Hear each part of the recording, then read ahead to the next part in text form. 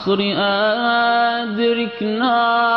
औज़ुबिल्लाहि मिनश्शैतानिर्रजीम बिस्मिल्लाहिर्रहमानिर्रहीम अल्हम्दुलिल्लाहि रब्बिल आलमीन व सल्लल्लाहु अला मुहम्मदिन व आलिहि त्वाहिरीन अल्लाहुम्मा सल्लि अला मुहम्मदिन व आलि मुहम्मद व अज्जिल फ़रजहुम। अस्सलामु अलैकुम व रहमतुल्लाहि व बरकातुहू। तजवीद कुरान क्लास में आपका खैर मक़दम है। क्लास का आगाज़ हम करेंगे रमूज़ औक़ाफ़ कुरान।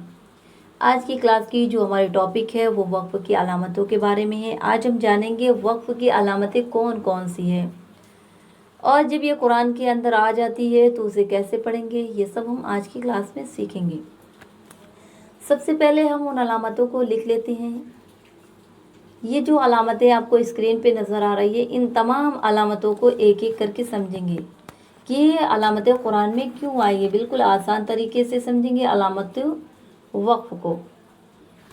ये जो आपको गोल दायरा नज़र आ रहा है, गोल निशाना नज़र आ रहा है, उसको वक्फ़ ताम कहते हैं। हर आयत के बाद आपको ये गोल निशान देखने को मिलता है। जैसे मिसाल के तौर पर आपको कुरान की ये आयत नज़र आ रही हो, ये गोल दायरा आयत कंप्लीट होने की निशानी है। जहाँ भी पूरे कुरान में किसी सेंटेंस आयत के बाद ये गोल निशान आ जाए तो वहाँ आप समझेंगे कि ये वक्फ़ ताम है, तो वहाँ पे रुकना है, सांस लेनी है आराम से, उसके बाद अगली आयत शुरू करनी है। जहाँ भी गोल दायरा आ जाए तो आप समझ जाइए कि एक आयत कंप्लीट हो चुकी है। अब आते हैं जीम पर।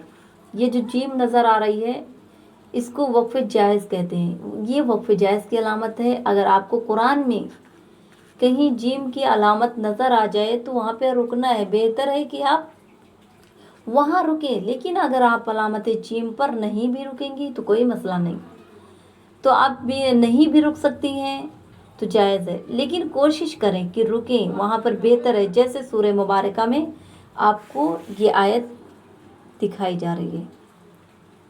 इसके बाद अब आते हैं तो पे।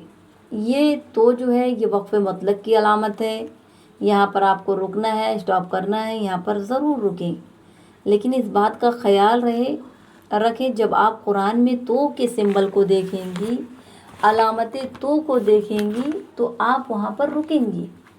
इस बात का ख्याल रहे कि अभी सेंटेंस पूरा नहीं हुआ है। जैसे इंग्लिश के अंदर हम कोई सेंटेंस लिखते हैं, उसके बाद हम कॉमा डालते हैं और कॉमा में ये बताते हैं कि अभी कोई बात है जो आपको जाननी है, जो और कुछ कहना चाहती हैं, ये अलामत तो पर आपको रुकना है, जैसे आपको आयत में दिखाया गया है।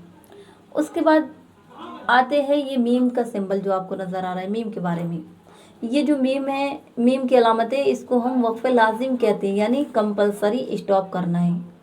वहाँ पर इंतहाई ज़रूरी है रुकना। यहाँ पर जैसे सूरह मरियम की आयत आपको नज़र आ रही है, सूरह मरियम की आयत में आपको ये दिखाया जा रहा है कि मीम की अलामत है, तो आप वहाँ देख सकती हैं।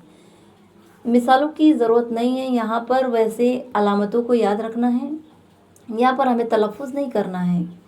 उम्मीद है कि आप लोग को ये अलामत समझ आ गई होगी। इंशाअल्लाह बाकी अलामतों के बारे में हम कल पढ़ेंगे। अगर आपका कोई भी सवाल हो तजवीद के मुतालिक तो बिला झिझक पूछ सकती हैं कमेंट में, मैसेज के ज़रिए।